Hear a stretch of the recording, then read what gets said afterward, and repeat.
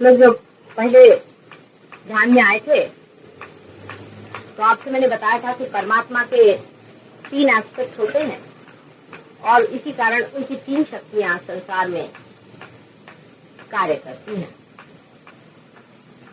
पहली शक्ति का नाम महालक्ष्मी, दूसरी का महासरस्वती, तीसरी का महाकाली। उसमें से महाकाली की शक्ति हर एक जड़ जीव, हर एक पदार्थ में प्रणव रूप से रहती है, माने जिसे हम अभी वाइब्रेशन कह रहे हैं, जो आपके हाथ से निकले हैं, इसी रूप से, जो सिर्फ मनुष्य के हृदय में और प्राणी मात्र के हृदय में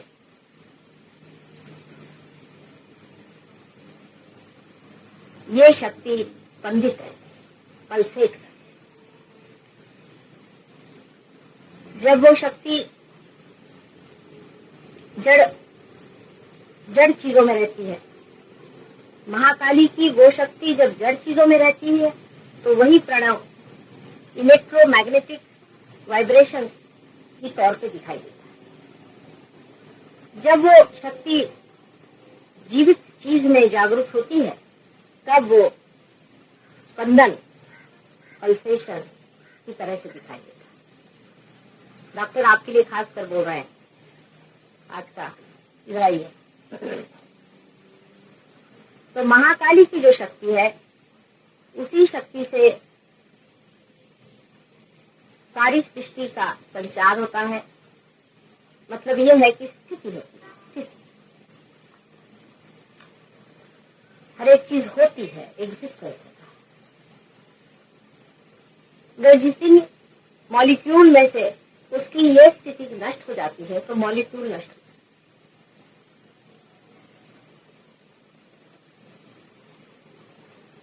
और इसी शक्ति का उपयोग एटॉमिक एनर्जी और हाइड्रोजन बॉम्ब आदि के लिए होता है। ये शक्ति जब उल्टी तरफ से घुमा दी जाती है तब बड़ी विनाशकारी और सारे संसार का नाश इस शक्ति से हो सकता है, जैसे कि इसका सृजन भी हो सकता है। ये दोनों ही कार्य कर सकते हैं क्योंकि ये शक्ति साक्षी स्वरूप को पाई हुई है। इस शक्ति से परमात्मा सृष्टि की सारी रचना देखते रहते हैं, उसका कार्य देखते रहते हैं। आदिशक्ति की यानी प्रकृति, आदिशक्ति की इस शक्ति को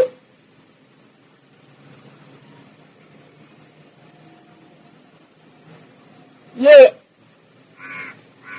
पावर्स होते हैं, ये उसके अंदर अधिकार होते हैं कि वो चाहे तो इसे देखे और चाहे तो इसे बंद करे। जब उनको ये खेल और भाता नहीं, जब संसार में हाहाकार मच जाता है, जब गंदी मैली विद्याएं फैल जाती हैं, अधःपतन हो जाता है और बिल्कुल ही ऐसी हालत आ जाती है कि आगे संसार चल नहीं सकता, तो पूर्णतया संहार हो जाता है, तब ये शक्ति तांडव के तरह संसार में चलती है और सब संसार का नाश होता है। वही शक्ति साक्षी रूप होकर के हर भूत में, भूत मात्र, भूत माने यही जो हो गया, जो बन गया, जीवित होती है। जब मनुष्य में वो जागरूक होती है तब भी वो स्पंदन के रूप से रहे, ये उसकी पहली शक्ति। मानव के अंदर भी ये शक्ति सिंपैथेटिक नर्वस सिस्टम की एक साइड होती है, जिसको कि आप कहिए left side of sympathetic nervous. उसके हृदय में, मनुष्य के हृदय में ही शिव का स्थान है, जहां से वो सारे संसार के साक्षी, उसमें ये शक्ति विचरित होती है, वहीं से कार्य प्रवण होता है। और संसार के जितने भी इमोशनल साइड है उसको संभाल,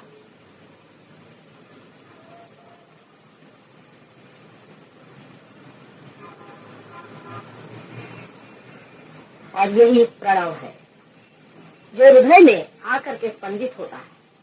हृदय में ही पहली मर्तबा ये स्पंदित होता है। मनुष्य में जब वो नीचे से उठता है तो पता नहीं चलता उसका, कहीं जाना नहीं जाता है, पर आ करके हृदय में ही वो स्पंदित होता। जब हृदय में वो स्पंदित होता है तो उसे हम लोग अनाहत कहते हैं। अनाहत का मतलब है विदाउट परकशन।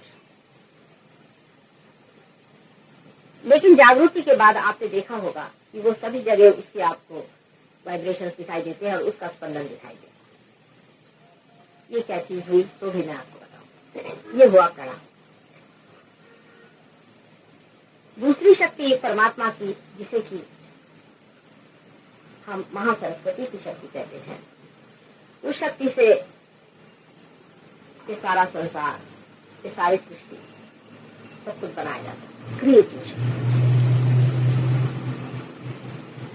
इसी क्रिएटिव शक्ति को ही दूसरी शक्ति साक्षी स्वरूप देखती है। मानी महाकाली की शक्ति जो है वो साक्षी स्वरूप जो क्रिएशन हो रहा है उसे देखती। जैसे कि कोई शीशा हो, उसमें वो अपने चित्र को देखता।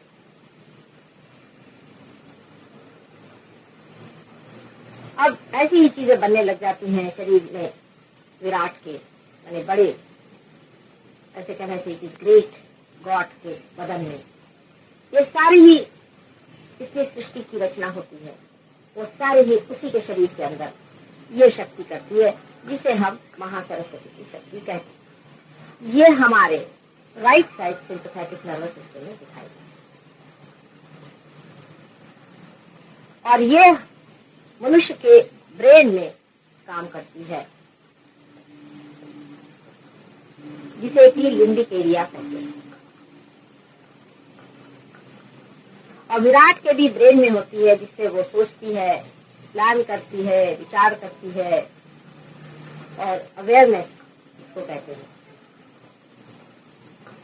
और हमारे अंदर वो हमारा मेंटल बीइंग की तरह से दृश्यमान है।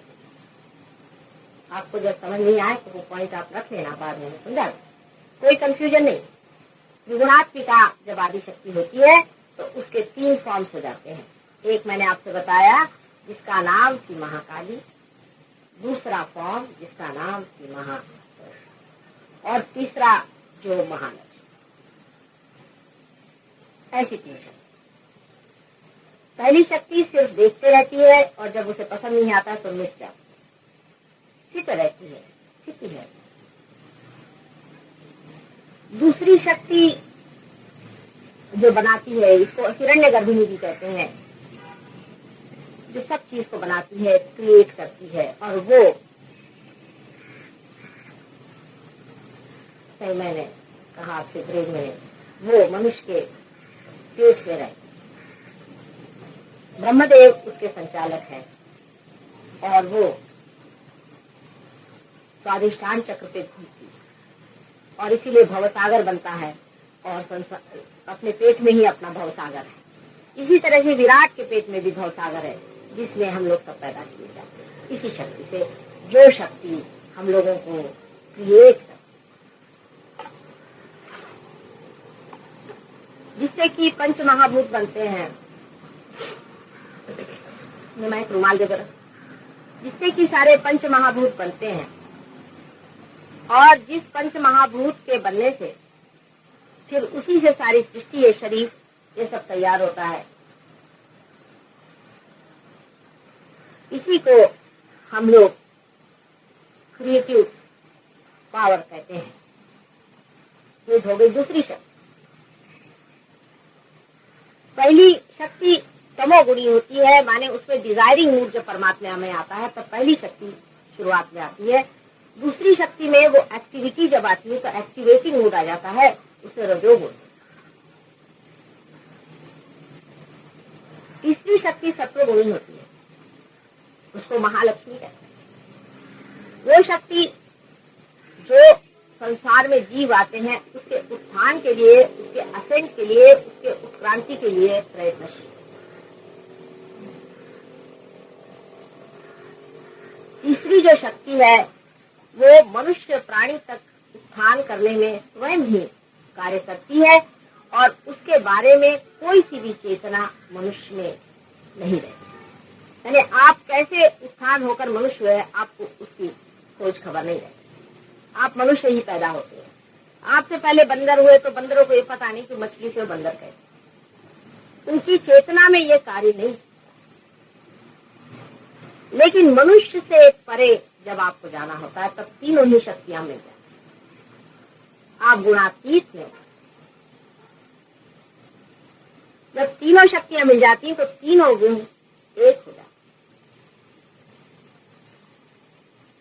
मतलब यह है कि जब आपका ये आज्ञा चक्र छोड़ करके कुंडलिनी ऊपर चली जाती है तो इसी जगह तीनों गुण एक ही जगह से आते रहते हैं। वो तीनों यहाँ पर फर्क हो जाते हैं, वो जहाँ पर सबका रस एक है वहां पहुंच जाते हैं। इसलिए तीनों ही शक्तियां एक हो जाती। ये शक्ति मनुष्य के अंदर में कुंडलिनी स्वरूपिणी आपके अंदर बैठी, और ये शक्ति संसार में अवतार कार्य करती। इसी शक्ति के कारण अवतार संसार में आते हैं और बार बार आपके उत्थान में मदद करते हैं। इसीलिए सिर्फ यही शक्ति में इवोल्यूशन होता है और महालक्ष्मी के स्वरूप बदलते बदलते चले जाते हैं। जैसे महालक्ष्मी ही स्वयं गौरी स्वरूपा होती है जो कि कुंडलिनी के प्रतीक रूप है, उसके बाद में महालक्ष्मी ही आपके अंदर लक्ष्मी स्वरूपा होती है जो विष्णु जी की पावर है, वही सरस्वती स्वरूपा होती है जो ब्रह्मा जी की पावर है, और वही आपके अंदर दुर्गा जी होती है, पार्वती जी होती है, सीता जी होती है।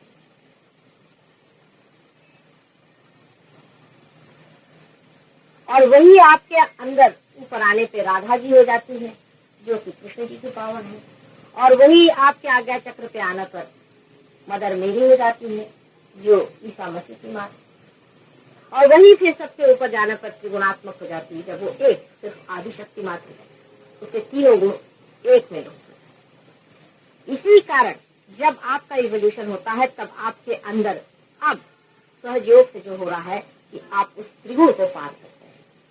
त्रिगुण से आप एक आकार जब हो गए तो तीनों चीज आपके अंदर आ गई। माने क्या, आपके अंदर से प्रणव बहना शुरू हो गया। पहली चीज, इससे पहले कभी प्रणव बहा नहीं था।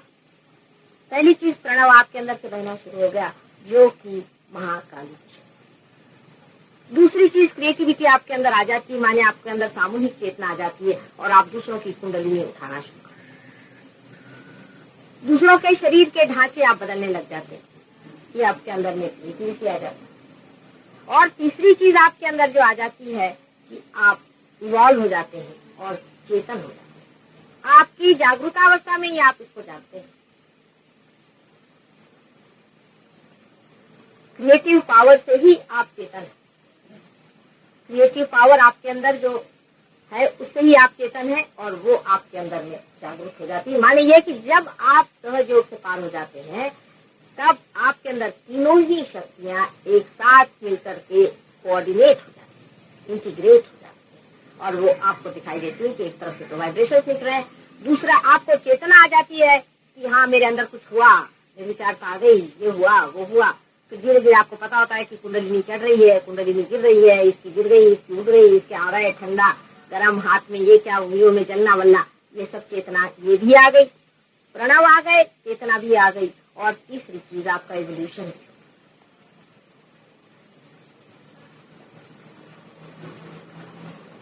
ये सारे त्रिगुण जहाँ मिल जाते हैं, ये तीनों ही शक्तियां जहाँ मिल जाती हैं, जिस जगह ऐसी एकाकारिता आ जाती है वही एक सहयोग। आप जिसको देखो वही कहेगा कि हम भी सहयोग सिखाते हैं। सिखा के क्या सिखाया नहीं जाता। ये त्रिगुण की शक्ति जहाँ एक गुण में आ जाती है, जहाँ सब तीनों ही शक्तियां माने आपकी अवेयरनेस, चेतना, आपके वाइब्रेशन, दूसरी चीज, और तीसरी चीज आपका इवोल्यूशन है, असेंट, तीनों एक जहाँ हो जाते हैं वही त्रिगुण खत्म होकर के आप एक ही हो जाते हैं, गुणातीत। गुणातीत माने गुणों से परे।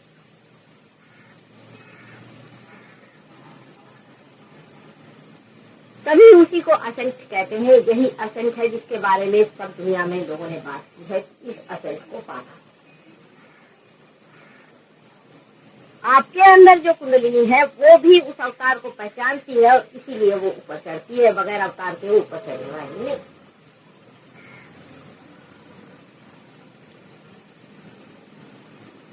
इस वजह से अभी तक वो कार्य नहीं हुआ, क्योंकि आज तक डिफरेंट फॉर्म्स में महालक्ष्मी के अवतार आते रहे। लेकिन महालक्ष्मी जब गुणातीत होकर के आदिशक्ति के स्वरूप में उतरती है और जब तीनों ही चीजों से समा जाती है, तभी ये कार्य। ये किसी कन्विक्शन से नहीं होने वाला, समझाने बुझाने से या किसी को एजुकेट करने से नहीं होने वाला। ये होता है तब होता है।